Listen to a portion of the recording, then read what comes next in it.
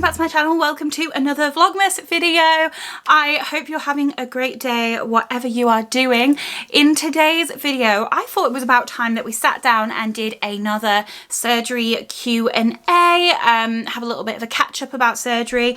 I've done another Q&A maybe like 6 weeks ago, so I'll link that up in the cards, which I think are there. I get this wrong every time. I think they're there. Fingers crossed. They're somewhere, in case you want to check that out. But I'm now 3.5 months post-op, and I know that I do my monthly check-ins to tell you how the past month has been, but I thought it'd be really good to have a sit down and answer some of your questions and let you know how things are going, and maybe answer some of the things that you've been wondering about. So if you like the sound of that, I've got so much surgery content planned, from food shops to what I eat in a day to Q&As, vlogs, my monthly check-ins. There's so much more to come, alongside my plus size fashion hauls, all my Vlogmas funness, and just, you know, generally sharing my life with you. So if you want to subscribe and follow along on all of these journeys with me, I would love to have you. And if you enjoy this video, if you could give it a thumbs up, I would really appreciate it. So I posted on my community tab asking if there was anything you wanted to ask me or wanted me to talk about, and I've got 11 questions, so I'm just going to work through them from like the first one to the last one. I think we've got time to do 11 questions, so thank you so much to everyone who asked a question. I really appreciate it. So the first question is, will you continue losing weight? Like, where does it end? I hope that makes sense, but surely if you just keep losing forever, it will become unhealthy and you would be underweight.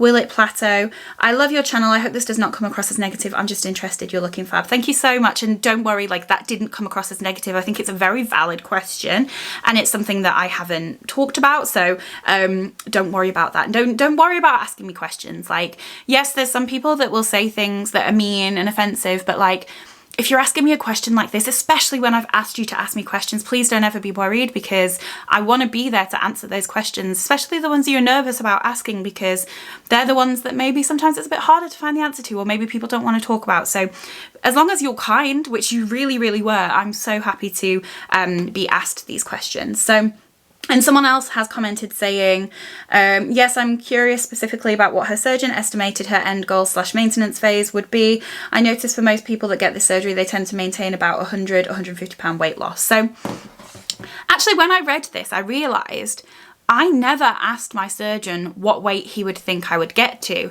And I think that's honestly because I haven't done this to be a specific weight. I've talked about this a lot in my an announcement video, my I'm getting surgery video. I've done this because I want to feel healthier in myself, be able to do more, be able to fit into the world, like theme parks and various things that aren't built for people of my size. So it's never been about a specific number on the scales. Now, I kind of have a goal weight in mind, but I'm really trying to detach myself from it, because the only reason I have that goal weight in mind is because it's the first number, like the highest number on the healthy BMI range. And I know that BMI is an outdated load of, for want of a better word, crap. Like, it was designed so long ago, and it's just an archaic way of looking at things that doesn't take so many factors into consideration, like muscle, for example. Bodybuilders are probably like morbidly obese on the BMI scale, but they're not overweight. They are full of muscle. Like, the BMI is flawed for so many reasons. I think it doesn't take into account like race, for example. So there's just so much that's fundamentally wrong about BMI that it annoys me that my goal, the only goal weight I have in mind, is related to a system that I know is just rubbish and outdated. So I'm trying not to pay too much mind to that number, because I don't want that to be a goal. It's just so ingrained in me from all these years that I need to be a healthy BMI. So that's kind of in the back of my mind, but I've never, other than that, had a goal weight, and I haven't ever asked my surgeon what weight I could get to. And I think it's because I know it is so dependent on your journey. Like, some people lose 50 pounds, some people lose 250 pounds. It depends on so many things. It depends on your starting weight. It depends on how your journey goes, because as I've talked about before, surgery is just a tool. It's down to you how you use it. So I don't know how much I'm going to lose. I have no idea. So I'm just taking it as it comes. That's my goal. I'm just going to keep going, keep working, and just see where I end up. And I think for me, that's probably the healthiest way for me to go about it. In terms of how you stop losing weight. Now, this is my understanding, and if anyone knows more than me, or is like a medical professional or a nutritionist or a dietitian or whatever, let me know in the comments. But my understanding is the amount of calories that you need to take in depends on your size. So at my highest weight, when I did like various calculators to tell me what I need to like just sustain my body, it was in the high 3,000s. And if I ate anything less than that, I would be losing weight, because depending on many factors, and weight is one of them, your body needs a certain amount of calories to sustain itself. And when you eat less calories than that, you will lose weight. And if you factor in exercise, which burns more calories, then you need to take in more calories to sustain, or you will lose weight. So I don't think I've explained that in the best way, but the bigger you are, the more calories that you need to sustain yourself. So that comes into where that comes into surgery is that one day I will get to a certain weight, and the amount of calories that I need to eat to sustain myself and to maintain a weight, a figure on the scales, will be much less than it is now. So alongside that, the amount I eat will probably increase. So when you start your surgery journey, your portion sizes, what you can eat because your stomach is smaller, is a lot less. So two things are going to happen. One, I'm going to start to be able to eat a little bit more, and the other thing that's going to happen is that the amount of calories that I need to maintain a weight will reduce as well. And my understanding is that one day those two things will meet, and that is how I will find my maintenance. Now, if I abuse my new tool and I eat more calories than I should, then it's going to be that I don't lose as much weight. So it's I don't think I'm explaining this very well, but there will come a point that what I'm eating and what my body needs to maintain will meet up. And that could be at this healthy BMI weight, or it could be that I'm eating too many calories and it's at a higher weight. But that's how it will balance out. I won't continue to lose weight forever. Some people do have problems. I think it's a complication that's quite rare, where they end up losing too much weight. I don't think that happens the most often. It can happen, and if it does, you should speak to your medical team.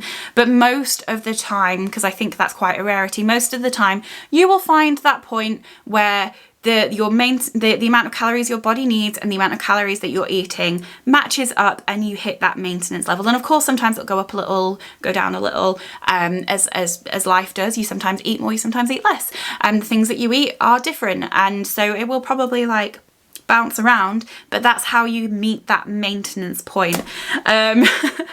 Hopefully that makes sense. It makes sense in my head, but I do realise and appreciate that some things that make sense in my head don't make sense in anyone else's. So hopefully that explains that. But the idea is I shouldn't have that issue. It can happen, but it's a rarity. I should meet that maintenance point at hopefully a point that is healthy, and means that I can live my life in the way that I have been wanting to.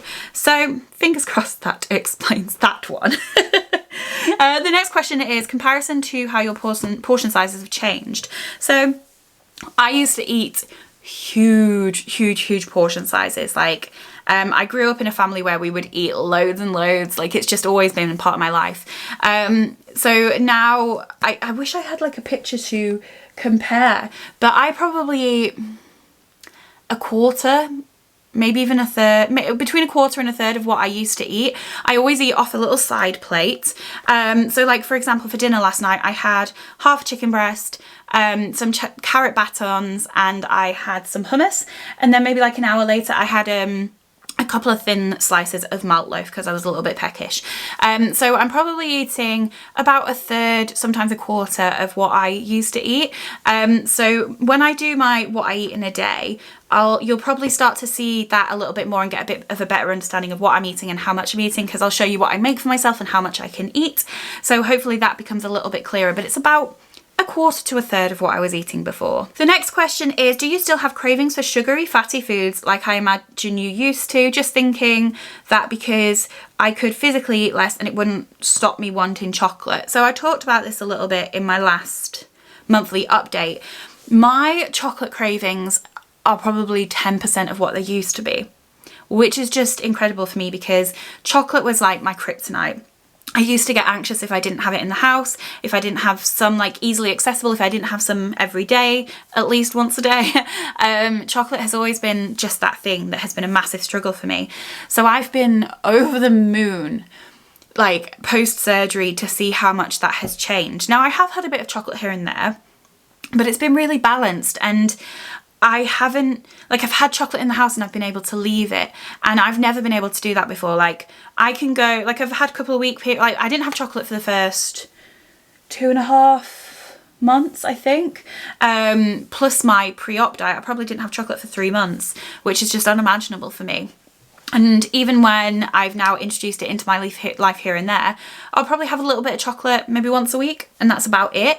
And it hasn't been this thing that's constantly on my mind. Like, I'll go in the shop, and even when I've been like, oh, I'll treat myself, I've had a look and I've been like, there's nothing here that I really, really, really want. Because this is what I've told myself. If I have chocolate, it has to be worth it. So like when Becky and I went to Fortnum and Mason, and they had gorgeous chocolate, oh my God, what are the words? Oh my God, truffles. I got myself some of those because that was special. I really wanted it. But when I go to the petrol station and I look at the chocolate bars and I'm like, I could take it or leave it. I don't. That's my approach at the moment. Like, if it's something that is going to feel like a proper treat and worth it, I will let myself. I don't want to live a life of restriction and holding myself back. I've had this surgery to have a balanced, healthy approach to food and to diet. What I will say is that being on my period messes everything up. When I'm on my period, which I am at the moment, I want chocolate more. Not as much as I used to, but I want it more. I feel much, much more hungry. But when I go to eat, I still get full as quickly. So it's a battle between my mind and my body. Like, my mind is going, you're hungry, you're hungry, you're hungry. And then I have like 2 bites and I'm like, oh my God, I'm overly full because I wasn't actually hungry. So I'm getting my implant replaced a week on Monday in my time. In fact, no, I think you're seeing this the day I'm filming it. So a week on Monday, I'm getting my implant replaced, and it'll obviously take a couple of weeks for that to settle back in. But generally, when I have an implant, I don't have periods, and I'm really excited about that because they've not been fun, and they really do mess with everything with my surgery.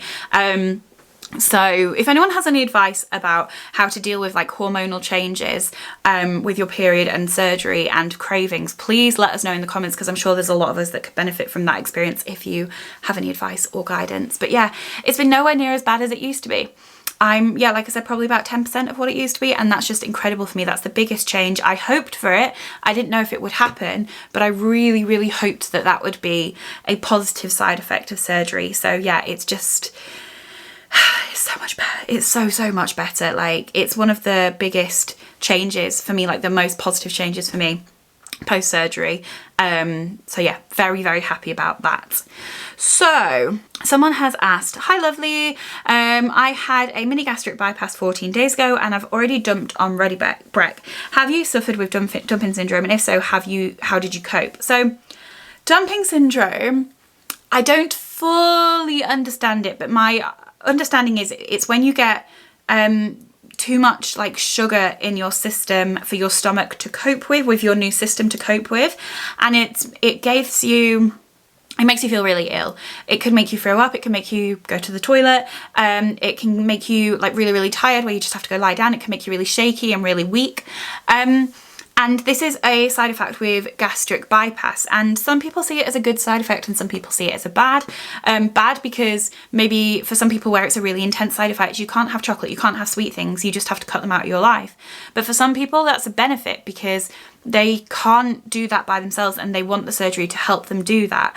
I see it somewhere in the middle, and I think that's because of the experience I have, and I don't think I've had dumping syndrome yet. For me, I see it as like a good deterrent. Like, I don't eat too much sugar because I don't want it to happen, but I don't get it in the same way that some people do on the more extreme level where it stops me having a treat here and there. I don't think that I have had it, so I can't give you any advice other than no, I can't give you any advice. I haven't had it. I have had times where I've eaten too much and I'm too full and I have to lie down, but that's a different thing.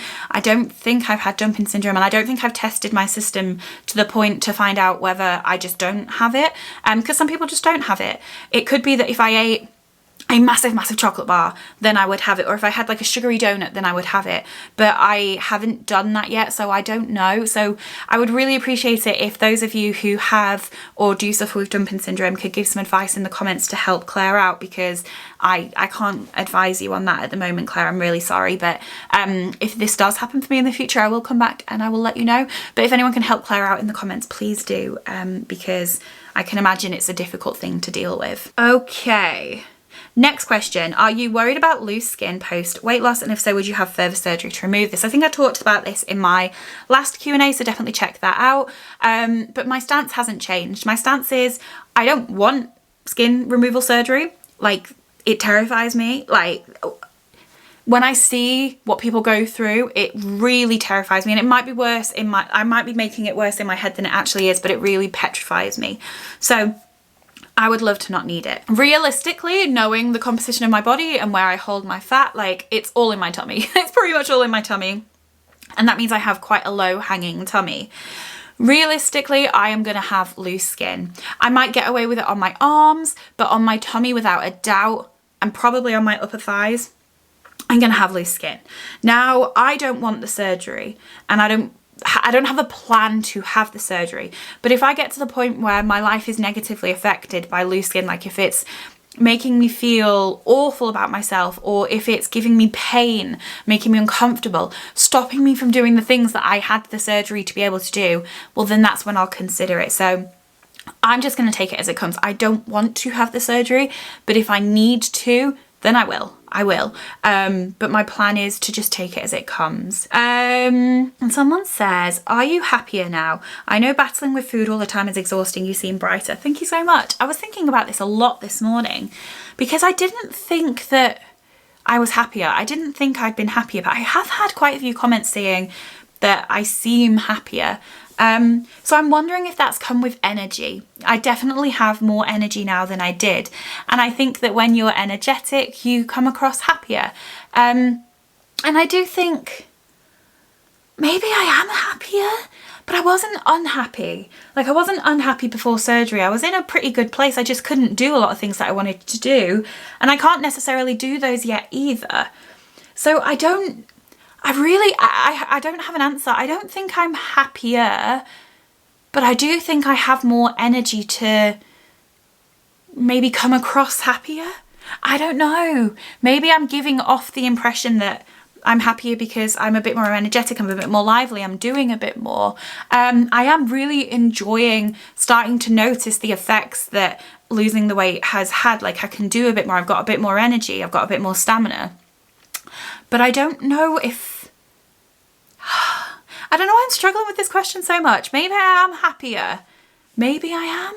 But I wasn't unhappy. So I can't give you a straight answer. I don't know why. I don't know. I'm definitely more energetic, and so maybe that's what's coming across on camera. But I do think I'll be happier when I can do the things that I've wanted to do that I haven't been able to. So yeah, I probably am a bit happier, but I don't think it's a drastic change, basically. That was the most convoluted way to answer a question ever. But it can be really hard to look back and like analyse how you're feeling compared to how you were. I think that can be quite a difficult thing to do, but I'm definitely feeling happy.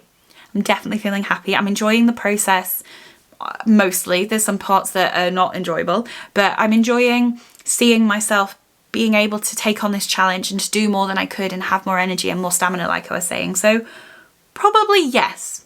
Let's say yes. 3 more questions and then we're going to wrap this video up because it's probably super long, but I love a long chatty video anyway. So the next question is favourite meals post-op. I've just got sleeved last week and have been loving your videos. I hope that everything's going really well for you. I know those first couple of weeks can be so tough, but you will get through it. I promise you, like, there is life after those first couple of weeks. I remember how I felt immediately after my surgery, so I hope that everything's going well for you. Definitely sending good healing wishes your way. My favourite meal? I have favourite foods, which I've talked about all the time. Corn on the cob, grapes, strawberries, loving, absolutely loving.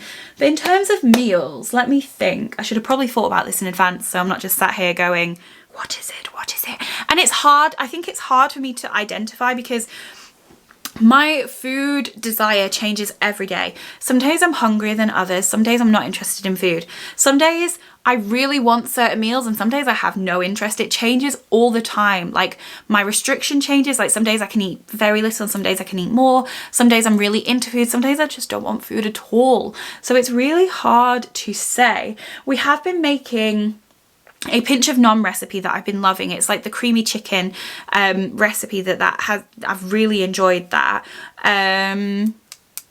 Favorite meals, I've been making fake Nando's. That's been fun. So I just get like a little wrap, like a mini wrap usually, cook up some chicken. Aldi have got like fake Nando's sauce, so I put a bit of that on to cook the chicken in, put a bit of chili jam and have that. That's been something I've been really enjoying. I don't think, this is annoying, why am I doing that? I don't think that I really do have a favourite meal at this point. Like, it's just because it's so changing, it's really hard for me to say. So maybe watch this space. Maybe I'll revisit this question in my next Q&A and see if I do have a favourite meal by then. Okay, so this is a good question to end on. So how have your friends and family reacted to the fact that you've had weight loss surgery? Also, within body positivity, do you feel that some people will be negative towards you having surgery since promoting body positivity within your videos and Instagram, or do you think most will be happy for you? So there's two questions there. We'll talk about family and friends first. As a whole, my friends and family have been so supportive and have been from the get-go. There were a couple of members of my family that were concerned about me making this decision because as with every surgery, there comes a level of risk.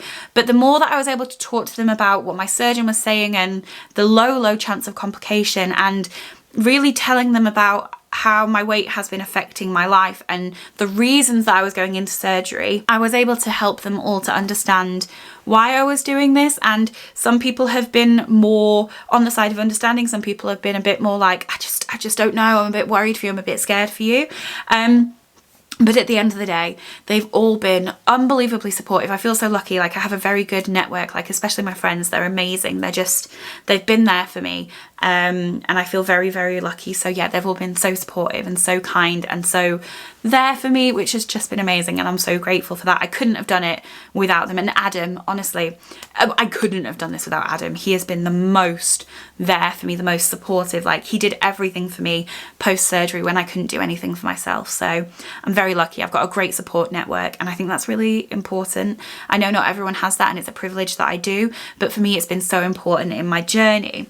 And the second half of this question is about like, how do people feel about me having surgery when I promote body positivity? So I think what that comes down to is what body positivity means to me.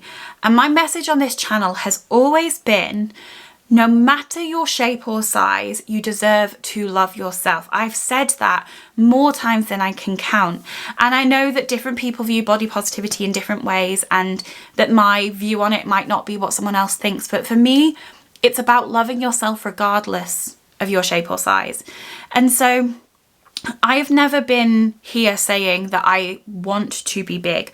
I've never said that I want to always be in this bigger body. I've talked on and off about how I've like attempted to lose weight in the past, but that I needed to go on a journey of stepping away from diet culture and accepting who I was, because I'd always tried to change my body out of hatred for my body and it never ever worked. And so I remember talking about this from quite early on, that I wanted to get to a place where if I wanted to change my body, it would be out of love for my body. And it took me a few years to get there, and I do think I genuinely got there. I still would have days where I struggled with my body more or less, but I think you can see just in my journey on YouTube how much more confident and happy and in love with myself I became. Like, I would wear things that I never dreamt I would wear. Like, I went on TV in a bikini. I'd never worn a bikini in my life before YouTube, never mind gone on TV in a bikini. Like, that would have never, if you'd have told me 4 years ago 3.5 years, even 3 years ago, like 6 months into YouTube, if you'd have told me you will wear a bikini on YouTube and not only that, you'll wear a bikini on TV, I would have laughed at you. I would have laughed and been like, who the heck are you talking about? So I think you can see that journey that I went on with accepting who I was. And I think that that has been so beneficial for me during this journey of having surgery, because I'm doing it because I love myself and I want to be able to do the things that I dream of doing. And so I know that for some people, me going through this journey has meant that they had to leave my channel, because for some people who are on that journey of learning to accept themselves, seeing someone lose weight is really triggering and difficult, and I have been in that place myself, I'm not gonna lie.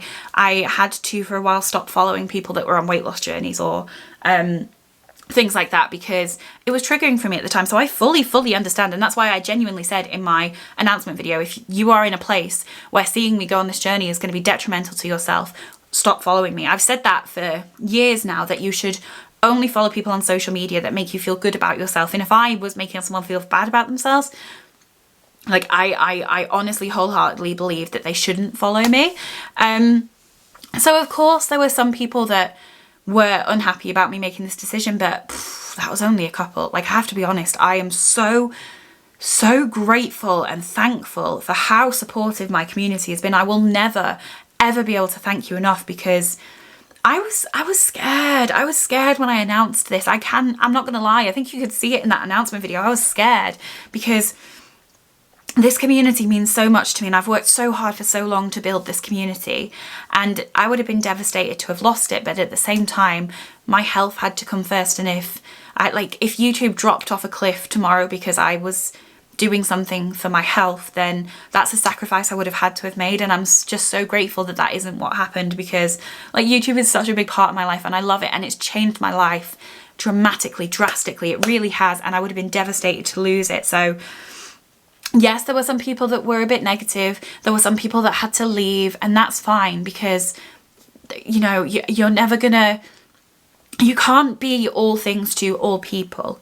It's just impossible. And if you try, and I have tried, you're letting yourself, you're putting yourself up for a massive failure, because it's just impossible. But on the whole, like 98% of people have been the most supportive, and I'm so grateful for that. It's meant the world. And I don't think that like my morals as a person aren't going to change because my body is different. Like, I will still always believe that no matter your shape or size, you deserve to love yourself. Be that in a bigger body, be that in a smaller body, be that in whatever body that you have, you deserve to love yourself. And that's what the message of this channel has always been and will always be, because that's what I believe and that's what I'm here for. My absolute dream for this channel is that someone out there is watching my videos and maybe struggling with their self-worth or their self-love or the way they feel about themselves, and in some way, shape or form, that through them watching my videos, they will learn that they deserve to love themselves. Like, that's what I want from this channel, and hopefully we have a bit of fun along the way. But yeah, that was a pretty rambly answer to that question, but it was a pretty deep question, and it's maybe something I haven't talked about as of yet. So thank you for asking that question and giving me the space to maybe open up about how I feel about that side of things. So I'm gonna wrap this video up there. Thank you so much to everyone who asked me any questions. I will be doing these quite regularly. I'll probably do one in a month or two. So if you've got any questions or you want me to talk about anything in particular, please pop that down in the comments down below so I can get back to you in my next video. But thank you so much again to anyone who's asked any questions. Really appreciate it. And thank you so much for watching, and I'll see you next time. Bye.